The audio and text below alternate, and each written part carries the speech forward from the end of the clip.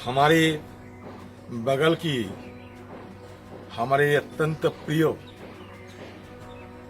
जो देश होते हैं उनका नाम है नेपाल।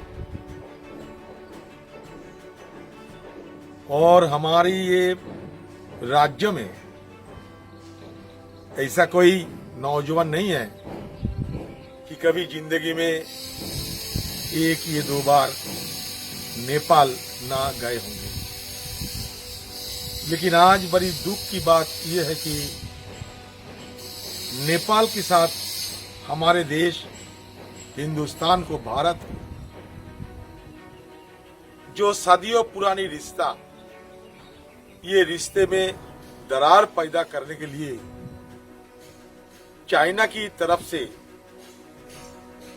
एक भारी भरकम साजिश हो रहे हैं। कभी जनरल मैनेक्स जी कहा था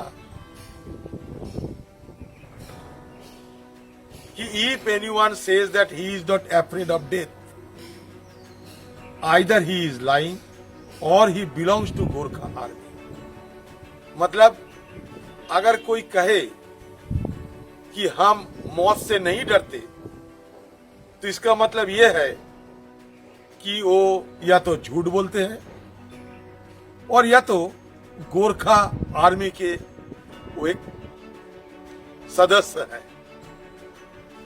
ये वीरता की, तेज हिम्मत, देशभक्ति की एक मिसाल है हमारे गोरखा भाइयों ने।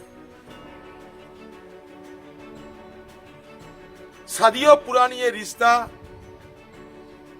वेद की जमाने से जिसका उल्लेख है वो हम किसी हालत में तोड़ने नहीं देंगे, चाहे कितने भी साजिश करे चाइना ने। हम चाइना को ये नापाक मंसूबे को सफल नहीं होने देंगे। हमारे नेपाली भाई बहनों, नेपाल की उत्तर, चाइना बाकी, दक्षिण, पूर्व, पश्चिम सारे हिंदुस्तान है। सदियों पुरानी हमारा रिश्ता है। हम एक साथ उठते हैं, बैठते हैं, पशुपतिनाथ जी दर्शन करने जाते हैं, लुम्बिनी जाते हैं। चाइना हिंदुस्तान को कमजोर करने के लिए, हिंदुस्तान को लूटने के लिए, हिंदुस्तान की जमीन हड़पने के लिए आज से नहीं, आजादी की बात से कोशिश कर रहे हैं। वो आज भी कोशिश कर रहे हैं, लेकिन वो चाहते हैं कि उनकी ये नापाक मंसूबे को अंजाम देने के लिए नेपाल उनका साथ हो। मैं ये नहीं कहते कि नेपाल उनके साथ आए, कभी नहीं है, लेकिन वो कोशिश करते हैं। बिल्कुल ये बात हमें समझना चाहिए और हमें ये बात को ध्यान में रखना चाहिए।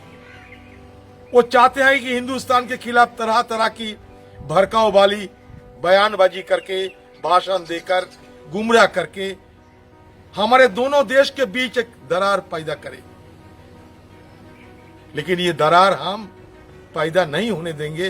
हाथ जोड़कर मैं नेपाल वासियों को ये जरूर विनती करूंगा कि आप कभी चाइना की भड़काऊ वाले भाषण में आप हिंदुस्तान पे ऊपर कभी गलत फहमी ना कर बैठे। लगा मुझे तो इसलिए मैं एक व्यक्तिगत रूप से सारे नेपाल वासियों को ये गुजारिश करना चाहता है कि नेपाल हमारा बगल की एक देश है। मैं बहुत पसंद करता हूँ, इज्जत करता हूँ, वो हमारा परिवार की तरह है। तो इसलिए ये संपर्क, सदियों पुरानी ये संपर्क बरकरार रखे, ये जरूर हमारी तरफ से सारे नेपाल वासियों को मैं गुजारिश करना चाहता हूँ। ये मेरा अपनी तरफ से एक कोशिश है बस।